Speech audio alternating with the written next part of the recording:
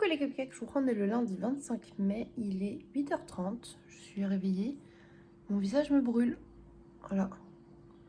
J'ai l'impression de redevenir un crocodile, ça faisait déjà quelques jours que je vous dis que mes lèvres me brûlaient là, et là ça me pique tout le visage là, j'ai cette sensation de picotement et de chauffage, de comme ça, et toute une plaque autour du sein là pareil. Est-ce qu'on referait des petites réactions allergiques parce qu'il y a le beau temps qui revient et que du coup il y a plus de pollen, plus de machin, plus de bidule? Peut-être. Est-ce qu'on a encore des antihistaminiques à la maison? Non, non, non. Attendez. J'ai mis de la crème, j'avais une boule, on aurait dit de la crotte de nez, mais c'était de la crème. Ok, bref. Il est 8h30. Je suis descendue, première réveillée, parce que mes enfants devraient arriver entre une demi-heure et une heure, les enfants devraient arriver à la maison. Du coup, bah, il reste pas mal de trucs encore à ranger, à remettre en place, genre remettre les meubles à leur place, parce qu'on déplace plein de choses quand je fais mon anniversaire. Donc moi, je vais profiter de ce petit laps de temps à moi pour faire le montage vidéo. Et c'est parti, on commence cette nouvelle journée et cette nouvelle semaine ensemble. Et de toute façon, vous allez vite voir ça puisque on va refaire un vlog un jour. Voilà, donc let's go, c'est parti. Je viens de me rendre compte dans le placard qu'il restait des croissants d'hier que Paul lui avait acheté, donc je suis trop contente. Je mange un petit croissant. On passera sur le fait que finalement j'ai déjà commencé ma journée à la Monster blanche. Mais je suis sur le montage, donc on va y arriver. Coucou les cupcakes, je vous reprends, il est 11h et quelques, j'ai le premier montage qui est en train de s'enregistrer, je me suis dit que ce serait le parfait moment pour répondre à vos questions, parce que du coup ça fait quelques jours, ça fait une bonne dizaine de jours que je vous demandais d'envoyer des questions et tout, et j'en ai reçu pas mal. Du coup là j'ai fait des petits screens en fait avec mon téléphone, comme ça je les ai mis sur le PC, et je peux répondre. Donc je lis tout de manière anonyme, comme ça je vous mets, je dis personne a dit ci ou ça, enfin bref c'est plus facile. Je lis tout, je dis pas les pseudos, on s'en fiche.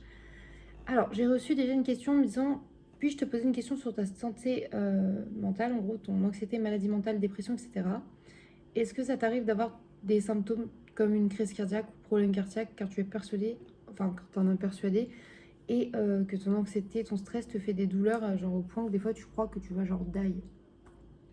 Eh bien écoutez, oui, ça m'est déjà arrivé, très rarement, heureusement, d'avoir cette sensation de prise dans la poitrine, du cœur qui se serre tellement fort que tu as l'impression qu'il va péter, quoi, que c'est la fin. Et en fait, ça, c'est vraiment lié à l'anxiété en soi. Je sais que beaucoup de gens qui font des crises d'angoisse ont des douleurs très fortes. Donc si ça t'arrive, je suis vraiment désolée pour toi et je sais à quel point c'est pas drôle du tout. Essaie de te faire aider, de te faire suivre par un médecin, par un psychiatre ou quoi. Je sais pas, des fois ça peut être aussi à cause de tes traitements. C'est-à-dire que ton traitement contre l'anxiété ou la dépression ne fonctionne peut-être pas assez bien pour que tu aies encore des crises d'angoisse aussi fortes. Voilà. Je sais pas si mon avis est le bon là-dessus, mais c'est ce que moi je pense. Et oui, moi j'ai déjà eu ces douleurs-là, un petit peu, cette sensation vraiment d'écrasement et tout. Mais après, les symptômes que j'ai le plus, moi, quand j'ai des crises d'angoisse, c'est vraiment, j'ai l'impression que tout m'oppresse, mais genre que les murs de la pièce sont plus petits, que je me sens serrée et que même mes vêtements, j'ai envie de les enlever tellement ça me serre, ça me comprime. Et ce qui est très bizarre en somme, parce que du coup, des fois, je suis tellement comme ça, que tout ce que j'ai envie, c'est que Shai me serre très fort au niveau des bras, ici, pour que mes muscles se relâchent, en fait, et que ça aille mieux. Mais ouais, souvent, j'ai l'impression que tout est de trop. Je me sens après la tête qui tourne, assoiffée et tout. C'est assez particulier comme sensation. Du coup, désolée, on commence sur une question vachement joyeuse, n'est-ce pas? Question numéro 2. Donc ça, c'est quelqu'un qui m'a dit, j'ai deux questions. Pourquoi tu ne travailles pas? Et à quel âge tu as commencé tes relations polyamoureuses? Merci déjà pour les questions aussi, hein, les gars. Alors, pourquoi je travaille pas à l'heure actuelle? Déjà parce qu'à la base, quand j'étais mariée, c'était d'un commun accord avec mon ex-mari. Lui, il voulait absolument continuer à bosser et tout. Et moi, je voulais pas trouver un travail à ce moment-là et mettre mes enfants en bas âge, en crèche ou quoi. Je voulais être maman au foyer. Et il m'avait dit que il y avait aucun souci à ça. Donc, c'est vrai que j'ai commencé ma vie active en étant juste maman au foyer. Ce qui est déjà pas mal de charges en fait pour toutes les mamans. On est ensemble. Je sais à quel point ça peut être compliqué. Que vous soyez maman au foyer au quotidien ou que vous travaillez à côté, la charge mentale est quand même extrêmement présente. Donc, gros cœur sur vous. Ensuite, je me suis dit, une fois séparée et tout, que peut-être serait temps que je trouve un travail, même travail de type alimentaire, tout simplement pour subvenir aux besoins du coup de mes enfants une semaine sur deux et à mes besoins ainsi que ceux de ma soeur, etc. J'ai commencé à essayer de postuler un petit peu. J'ai envoyé des CV, genre la boulangerie dans le village, il y avait une boulangerie qui recherchait un moment, donc j'ai postulé là. J'ai postulé pour faire du service, pour faire de la caisse. J'ai pas été rappelée, j'ai pas été retenue. Comme beaucoup de personnes, hein, il y a beaucoup d'endroits où tu postules et malheureusement, ça n'aboutit pas. Et entre-temps, j'ai beaucoup réfléchi, je vois une dame, une conseillère RSA, et je me suis dit que il était peut-être temps que je me dise que je suis pas une grosse merde et que je peux peut-être me lancer dans quelque chose qui me plaît. Et j'ai toujours voulu faire du tatouage, j'ai toujours voulu être tatoueuse ou perceuse. J'en ai parlé avec elle et elle m'a dit oui, faut arrêter de dire que vous êtes une grosse merde quoi. De toute façon, si vous vous lancez pas, vous ne saurez pas. Donc, je voulais envisager de passer la formation d'hygiène et salubrité, c'est toujours ce que j'envisage. Et après, pour la formation de tatoueur en elle-même, ça, il faut se former seul. Enfin, à moins que tu trouves un tatoueur qui veut t'aider et te former. Mon tatoueur m'a dit que lui, il serait là pour m'aider, pour répondre à toutes mes questions. Il m'a beaucoup aidé en m'envoyant plein de mails et tout pour me conseiller sur les premiers achats à faire, ce pourquoi j'économise aussi. Parce que mine de rien, ce genre de métier, bah, sans l'argent, tu peux pas te lancer et t'entraîner pour te lancer. C'est assez compliqué. Et pour la formation d'hygiène célébrité, donc je pourrais voir par rapport avec la dame du RSA et Pôle emploi. Non, qui n'est plus Pôle emploi, c'est France Travail. Voilà, pardon. Sauf que, ayant des gros problèmes anxieux qui sont beaucoup revenus ces 2 dernières années, enfin, il y a eu des périodes vraiment en dents de scie, c'est assez compliqué la santé mentale. Entre-temps, elle m'a proposé aussi de faire un dossier MDPH, donc c'est un dossier pour faire reconnaître un handicap et ça fonctionne pour l'anxiété sévère.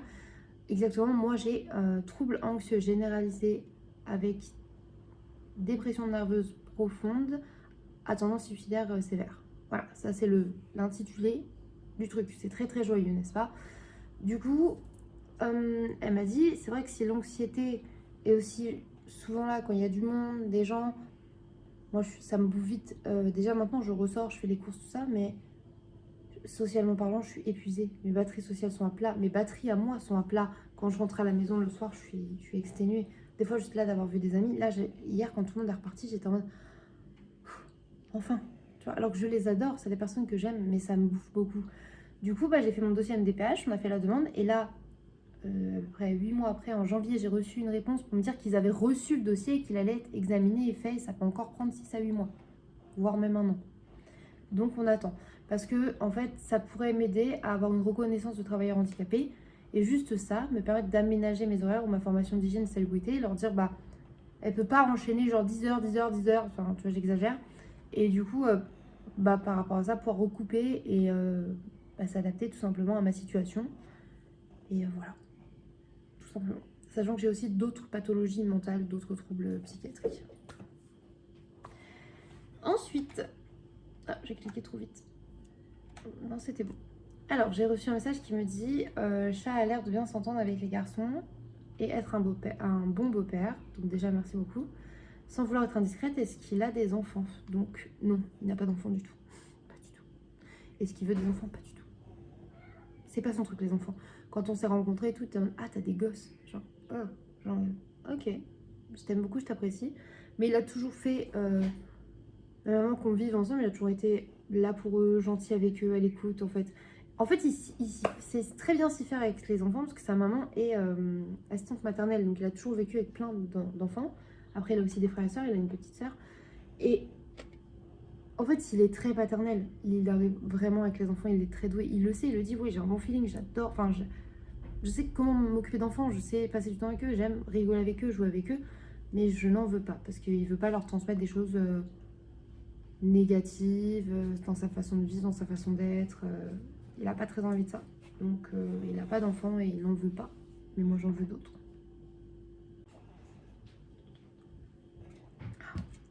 Désolée, il y a un enfant qui avait besoin de moi parce que j'ai retrouvé mes titis. Ensuite, as-tu déjà eu des critiques à l'école sur ton style vestimentaire? Là, il y a plusieurs questions, donc je vais répondre petit à petit. Alors, si tu parles de l'école quand moi j'étais adolescente, oui, bien évidemment. Je suis passée par plusieurs phases, hein. J'ai porté du gothique, j'ai porté du emo, j'ai été habillée comme un garçon en mode skater, j'ai eu du visual kei, du décora, du lolita, du fairy kei. Donc j'ai vraiment les styles alternatifs, j'en ai toujours porté plein. J'ai toujours aimé me diversifier et tout, donc j'ai toujours eu le droit à Morticia, c'est pas Halloween, c'est Carnaval, t'as l'air décédé, Tokyo Hotel, Barbie. Vraiment, selon comment tu t'habilles, t'as toujours des réflexions à la con. On va déjà dire en plus, ah, pourquoi t'habilles comme ça alors que t'es grosse, nanana.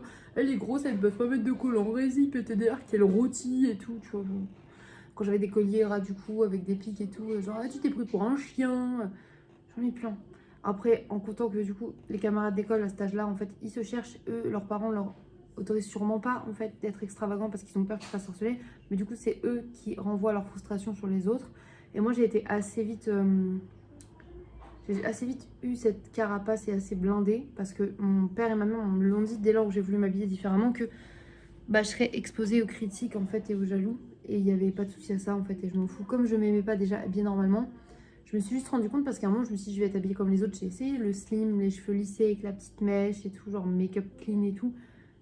Déjà je me sentais pas à l'aise parce que je me sentais pas moi. Et j'avais comme des réflexions genre ah elle essaie de faire comme ça alors que ça lui va pas, gna gna gna et bidule. En fait, peu importe ce que vous ferez, les gens auront toujours des choses à redire. Ça ne leur plaira jamais à 100%. Donc quand je me suis rendu compte de ça, bah j'en ai vraiment plus rien à foutre. Et du coup, quand je dis plus rien à foutre, c'est que je pouvais aller habiller en clown corps à l'école, genre vraiment. En sweat Lolita avec des gros jupons. Si vous remontez sur mes chaînes YouTube, des premières vidéos de moi, j'étais au lycée. J'avais des lentilles, des perruques, des jupons, des grosses robes avec des nounours, des guimauves, des oreilles de chat et tout. Et j'allais comme ça au lycée. Et pas les couilles. Voilà. Et si c'était à l'école, dans le sens à l'école où j'emmène des enfants, oui, il y a aussi d'autres mamans qui me critiquent. Voilà. Ça, ah, mais elle a pas honte. Ah, mais venir habiller aussi court pour aller chercher des enfants à l'école, mais quelle honte. Ils vont en les camps de pyjama. Ah, bah vraiment, il y en a. Oh là là, ils se foutent de la gueule. Du monde vient en pyjama à l'école. J'en ai rien à foutre. T'es pas... Toi, t'es là, tu te l'écailles, t'es là, t'as mis ton petit truc tout serré, tout centré qui te. Ah, moi, je suis là dans mon pyjama le matin parce que j'ai la flemme. Et ben, je suis dans le pyjama le matin, j'ai la flemme. Personne va m'interdire. T'es pas contente, c'est pareil. Ah, mais franchement, elle est mère de famille, elle fait des colorations de ses cheveux comme ça. Non, mais où va le monde? Je m'en bats les couilles. Je m'en bats les couilles. Je suis très contente avec mes cheveux orange et noirs. Je m'aime bien. Ah, mais elle a trop de tête. Je m'en fous. En fait, tu peux être la personne que tu veux en ayant full tatouage, full coloration bizarre, make-up extravagant, tenue très courte. En fait, ça définit pas déjà la personne que t'es, ça définit pas ta parentalité non plus. C'est pas ça qui fait de toi une bonne mère ou un bon père ou quoi. Je sais que quand j'ai eu Orphée et que j'étais enceinte, j'avais les cheveux verts foncés et je les ai retints pour être brune parce que bah, j'avais peur de ça. J'en ai parlé à mon papa à l'époque et mon père il m'avait dit que t'aies les cheveux verts, ça fera pas de toi une bonne ou une mauvaise mère en fait. Ce seront tes actions et la façon dont tu t'occupes de ton enfant. Le reste, on en a rien à foutre. En fait, la couleur de tes cheveux, elle n'influe pas sur ta parentalité. Du coup, bah, devant l'école, j'en ai rien à foutre. Voilà. La suite des questions, c'était les garçons mangent pas de viande non plus. Alors, Orphée, il en a mangé étant petit, puis il est devenu végétarien un peu comme nous, parce qu'il suivait papa et maman. Donc quand Thésée est arrivé dans ce contexte-là, désolé, il souffle dans sa cartouche de jeu. Quand Thésée est arrivé à la maison, Paul était déjà en train de devenir vegan. Moi, j'étais quasi vegan aussi, parce que j'ai jamais été vegan, mais on mangeait quasiment que vegan à la maison. Donc, mais je me considère quand même végétarienne, parce que je mangeais encore des œufs, du fromage à l'extérieur. Du coup, vu qu'on était trois à être vraiment foncièrement végétarien slash vegan, bah quand Thésée est arrivé, c'était logique qu'on cuisine pour lui végétarien en tant que nouvel enfant de la maison. Mais on a toujours dit que quand ils auraient l'âge de comprendre, qu'ils sont assez conscients pour comprendre ce que c'est la viande et tout, s'ils veulent en manger, il n'y a aucun souci. Donc Thésée, là, ça fait quelques années qu'il en mange un petit peu. Mais quand je dis un petit peu, c'est à l'apéritif, de temps en temps, il aime bien manger quelques tranches de saucisson. La dernière fois, il a goûté un petit morceau de poulet dans l'assiette de Rémi parce que ça le tentait, le nugget pané. Et il a dit, ouais, c'est pas extra, je limite les nuggets végé, c'est très bon, donc j'ai pas besoin d'aller m'embêter avec ça. Il a goûté un peu le bœuf, il aime pas ça. En fait, il aime beaucoup le jambon cru et le saucisson sec, concrètement. Et après, Orphée, à l'heure actuelle, ne mange pas du tout de viande. La seule chose qu'il mange qui est animale, c'est en chair animale, je parle. C'est les beignets de calamar. Et de voir un amour pour les beignets de calamar. Et c'est ok, en fait. Même si moi, je suis végétarienne, je ne pas la végane. En fait, moi, je voulais juste qu'ils sachent ce que c'est. C'est-à-dire que mes enfants savent que quand tu manges un saucisson sec, bah, par exemple, tu sais qu'avant, c'était un cochon, qu'on a pris sa vie et que du coup, on respecte ça et qu'on le mange. On va pas le gaspiller et tout, tu vois.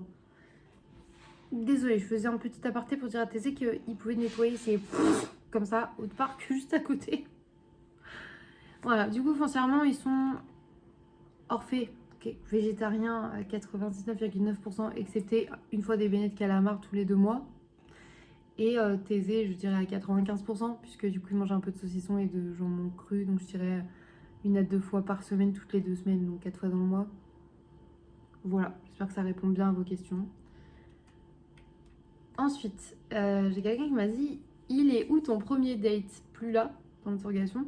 Je pense que tu parles du coup de Bibou, de Benoît, que j'avais rencontré du coup il y a 1 an et demi, 2 ans, je crois. Et du coup maintenant il a une copine qui sont eux aussi en couple libre, donc il n'y a pas de souci à ça. Là j'ai été manger des crêpes chez eux il n'y a pas longtemps. Mais en fait, moi mon anxiété elle me procure des phases aussi où des fois je me dis si la personne ne m'a pas envoyé de message, je vais pas lui en envoyer parce que moi je suis de trop.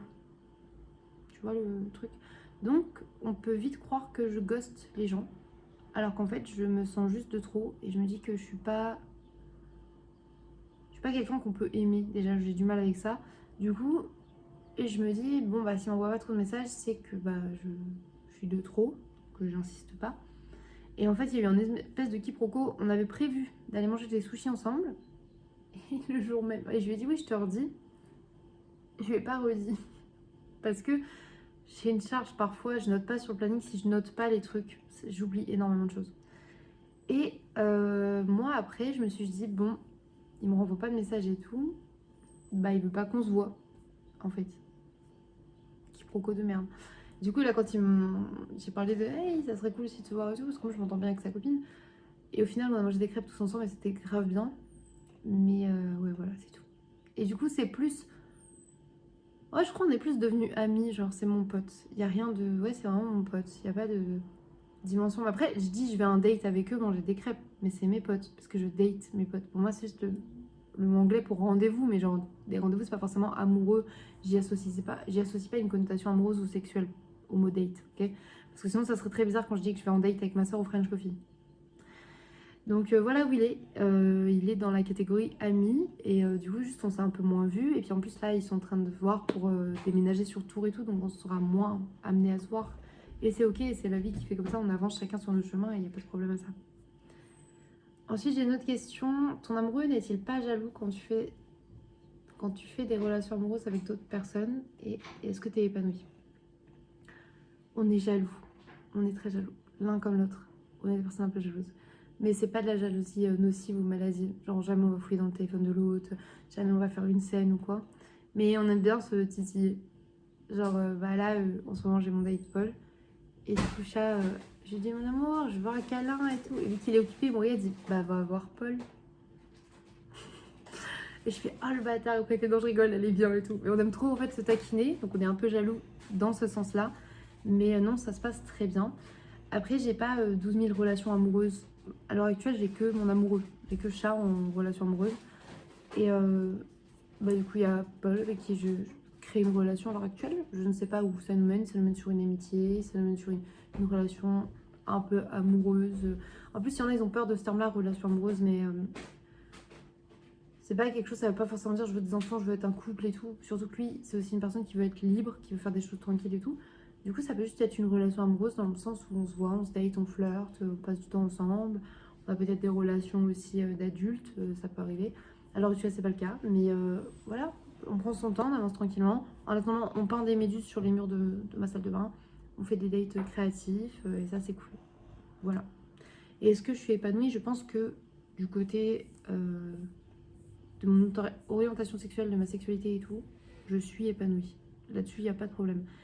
Sur mes relations amoureuses, en fait, depuis que j'ai ce statut-là, que je me sens plus libre d'être moi, d'être qui j'ai envie, bah, je me sens plus épanouie. Donc c'est vraiment une des parts de ma vie où ça, c'est bien. Sincèrement, ça fonctionne bien, ça va bien.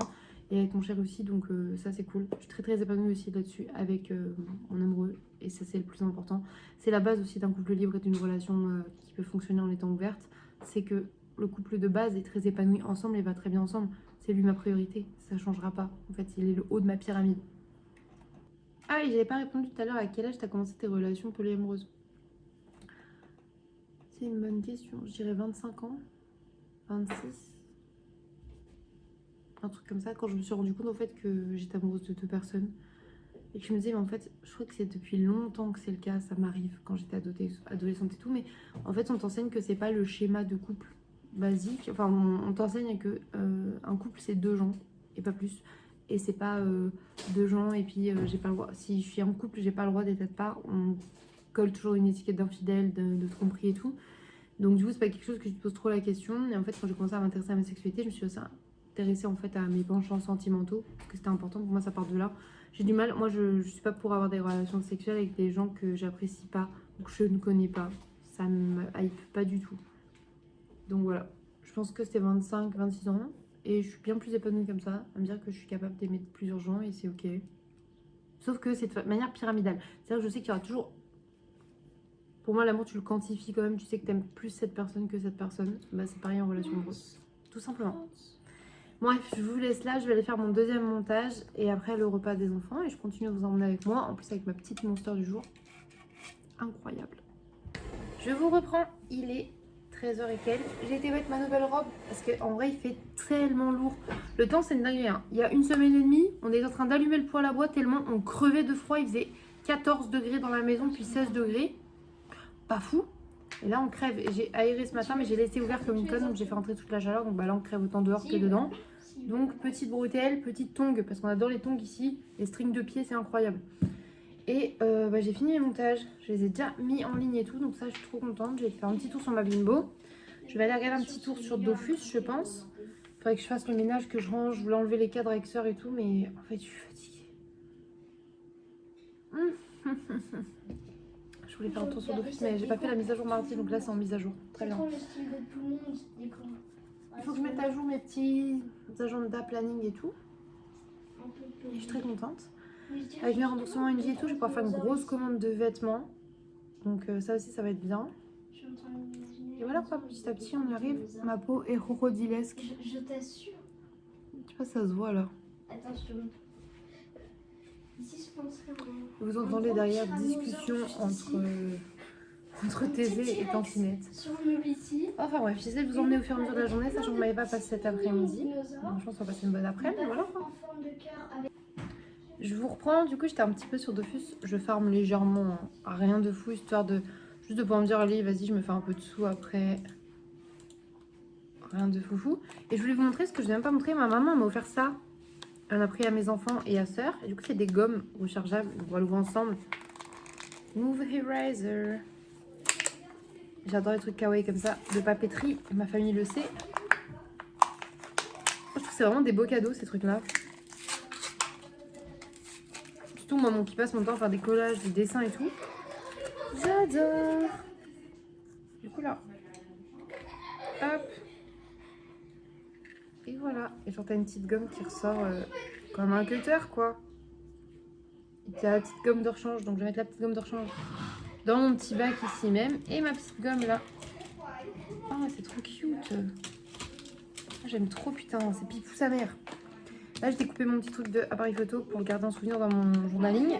Journaling sur lequel j'ai déjà repris du retard. Du coup j'ai fait quelques jours à tout faire dans la déco dans la maison et tout. Du coup j'ai repris du retard. Il faut aussi que je mette à jour, j'ai dit mes petits plannings. Donc je vais faire ça là en attendant. Et voilà.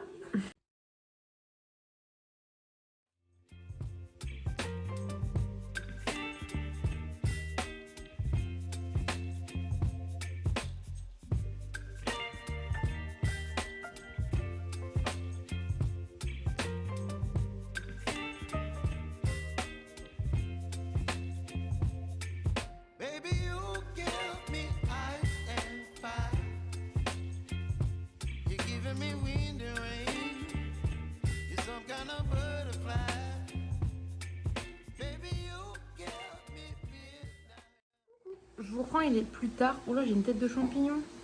Bon, franchement, je vais manger parce que j'ai faim, mais il est quasiment 16h, il est 15h et quelques. Je me suis fait des nouilles avec des tranches au poivre végétales. Toujours ma petite monster, toujours un grand verre d'eau. Mes petites baguettes Hello Kitty trop mignonnes. Comme ça, je vais manger un peu parce que là, j'ai la tête qui tourne. Et après, on voit ce qu'on fait. Là, les garçons font des petites créations avec Maëva.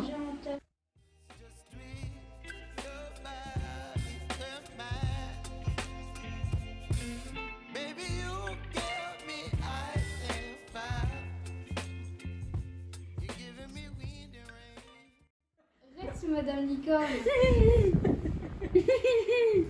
C'est pas moi, ça devrait faire rire, c'est pas normal. Ça te fait rire quand même. La danse hyper cringe, les enfants ils la regardent. Et les adultes ils rigolent. Ils s'en foutent.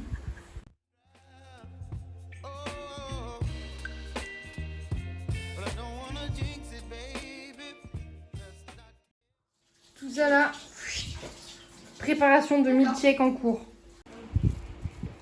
Petit goûter milkshake. On a des milkshakes spéculoos, des milkshakes Nutella. On a des petites cuillères comestibles, des petites gaufrettes, plein de gourmandises.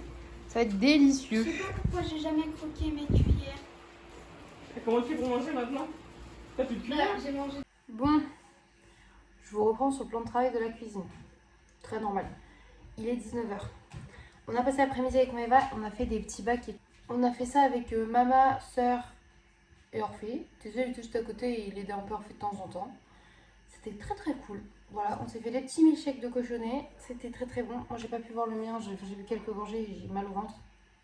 En même temps j'ai mis du lait animal avec la glace, avec le Nutella, trop lourd. Beaucoup trop lourd. Avec la chaleur en plus j'ai trop du mal. Donc là j'ai du mal à faire à manger parce que je ne sais pas ce que j'ai envie de manger parce que j'ai pas envie de manger vu qu'il fait chaud. Donc là je fais du riz. Je pense que je vais couper un concombre, il me reste un concombre. Je vais peut-être faire des œufs à côté, c'est pour ceux qui veulent. Je pense que je vais faire des œufs durs. Et je vais peut-être faire griller du tofu. On va essayer de faire ça. Oh mon Ernesto! Je viens de shooter mon amour de chat. Bref, du coup j'essaie de vous emmener parce que mine de rien, demain ils ont école. En fait nous on était là tellement chill en mode vacances que on a zappé ça. Donc on va les faire manger. Pendant que je prépare le dîner et que je fais la cuisine, qu'est-ce que je vois dans la journée d'Orphée? Vous êtes à contre-jour, putain. En gros il y a Sœur et le... Je sais pas, vous n'allez pas voir. Vous ne voyez rien du tout. Pourquoi Sœur frotte la fenêtre? Elle ne fait pas les carreaux. Tada! Elle installe des petits autocollants pour faire comme s'il y avait des fenêtres sur Minecraft. J'ai fini de préparer le repas. Du coup, j'ai fait des petits concombres à la crème, du poulet au curry, du riz, du tofu grillé avec de l'huile de sésame et de la sauce soja et des œufs durs. Voilà.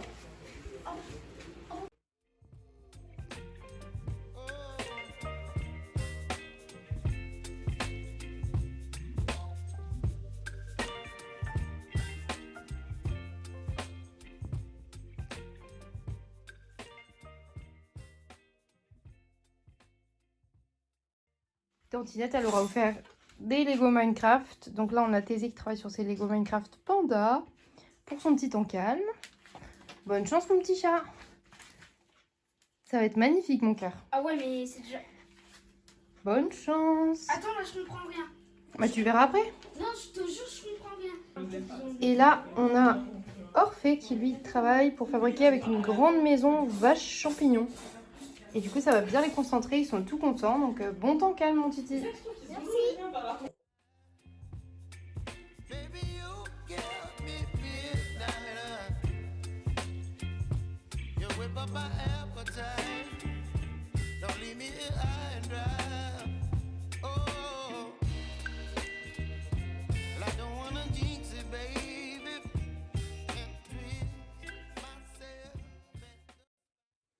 Coucou, je vous prends dans mon box, ma chambre.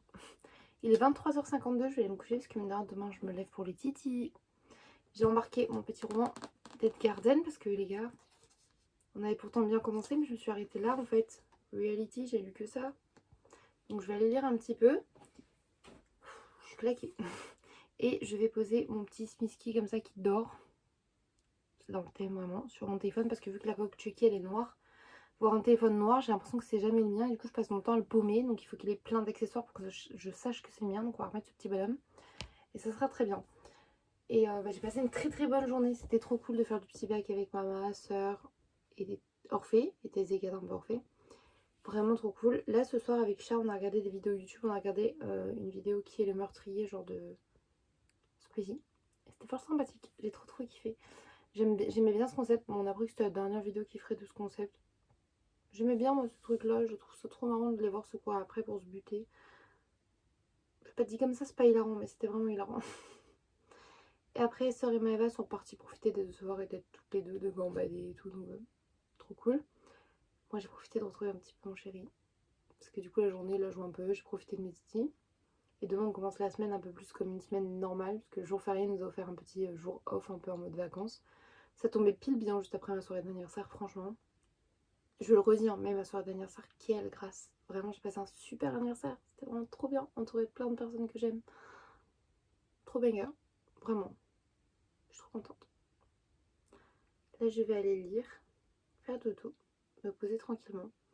J'espère que ce petit vlog vous aura plu, sachant que je sais que c'est pas comme les vlogs du lundi un peu plein avec les retours de course. C'était vraiment un lundi très chill, donc j'ai pas beaucoup vlogué, mais j'ai passé un bon lundi. J'ai retrouvé mes titis, tout ça, donc incroyable. Enfin bref, j'arrête de tourner en boucle. Moi, je vous fais des bisous et je vous dis à demain pour un prochain vlog, car au mois de mai, les vlogs mai, c'est tous les jours. Bisous.